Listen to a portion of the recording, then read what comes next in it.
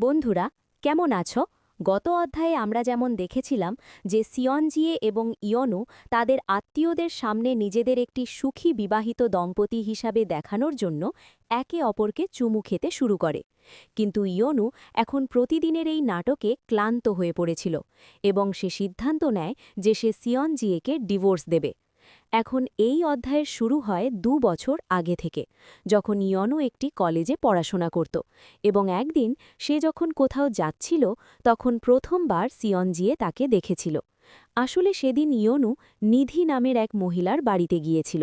ইয়নুর বাবা এবং মা ওই মহিলা এবং তার স্বামী, যিনি একটি খুব বড় কোম্পানির সিইও, তাদের বাড়িতে কাজ করতেন।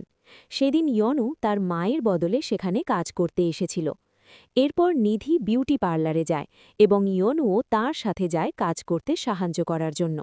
সেখানে কিছুক্ষণ পর বিউটি পার্লারের কর্মীরা মনে করে যে ইয়নু হয়তো নিধির মেয়ে এবং তারা সবাই নিধির সামনে ইয়নুর প্রশংসা করতে শুরু করে, যেমন সে দেখতে খুব সুন্দর এবং ভালো কলেজে পড়াশোনা করে। কিন্তু ইয়নু তাদের বুঝিয়ে বলে যে সে নিধির মেয়ে নয়।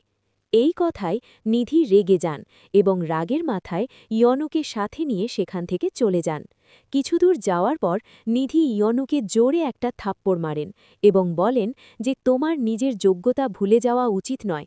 তোমার বাবা মা খুব কষ্টে আমার দেওয়া টাকায় সংসার চালায়, আর তুমি এত বড় কলেজে পড়াশোনা করো। তোমার নিজের জায়গা মনে রাখা উচিত। এরপর তাকে অনেক আজেবাজে কথা বলে তিনি সেখান থেকে চলে যান। অন্যদিকে ইয়নু তাকে কিছু বলতে পারে না এবং কাঁদতে কাঁদতে নিজের বইগুলো কুড়োতে শুরু করে। কিন্তু তখনই আমরা দেখি যে সেখানে সিয়নজিয়ে আসে, যে ইয়নুর মুখ থেকে রক্ত মোছার জন্য তাকে একটি রুমাল দেয়। এরপর ইয়নু জানায় যে যখন সে সিয়নজিয়ের সাথে দেখা করেছিল তখন তার মনে হয়েছিল সিয়নজিয়ে তার একজন রক্ষাকর্তা, যে তাকে সব বিপদ থেকে বাঁচাবে। আমরা সিদ্ধান্ত নিয়েছিলাম যে আমরা একে অপরকে বিয়ে করব এবং আমি এই বিষয়ে খুব খুশি ছিলাম। কিন্তু পরে সে জানায় যে এই সিদ্ধান্ত তাকে আরও বেশি সমস্যায় ফেলেছে। এখন আমরা বর্তমানের দৃশ্য দেখি, যেখানে ইয়নু সিয়নজিয়েকে একটি চিঠি লিখছে এবং সেই চিঠিতে সে ডিভোর্সের কথা লিখছে। সে জানায় যে সে আর এই সম্পর্কে থাকতে চায় না, কারণ তাদের এই সুখী বিবাহিত দম্পতির নাটক করতে করতে ২ বছর হয়ে গেছে, কিন্তু একটা দিনও সে এতে খুশি ছিল না। সে এই বাড়িতে সব সময় একা অনুভব করত। আসলে সিয়নজিয়ে এবং ইয়নু একটি চুক্তি সই করেছিল যে তারা ২ বছর পর্যন্ত বিবাহিত দম্পতি হিসাবে থাকবে, এবং যদি ইয়নুর এই ২ বছরে বিয়েতে কোনো সমস্যা হয় তবে সে ২ বছর পর ডিভোর্স নিতে পারবে। চিঠি লেখার পর সে ডিভোর্স পেপার নিয়ে সিয়নজিয়েকে দেওয়ার জন্য তৈরি হয়, কিন্তু তখনই হঠাৎ সে কাঁদতে শুরু করে। সে নিজেও বুঝতে পারছিল না যে সে কেন কাঁদছে, কারণ এই বিবাহিত জীবন তো তার কোনোদিন পছন্দই ছিল না। পরের দৃশ্যে আমরা ইয়নুকে দেখি, যেখানে ইয়নু সিয়নজিয়েকে জিজ্ঞাসা করে যে সে কি ডিভোর্স পেপারগুলো দেখেছে যা সে তাকে দিয়েছিল।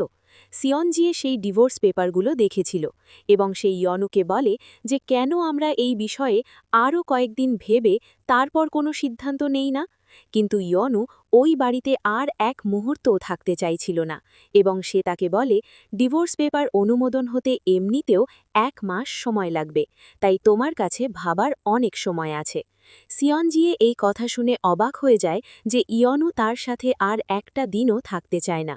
ইয়নু তাকে বলে যদি আমরা একে অপরকে সুখী দম্পতির মতো ভালোই না বাসি তবে আমাদের একসাথে থাকা উচিত নয়।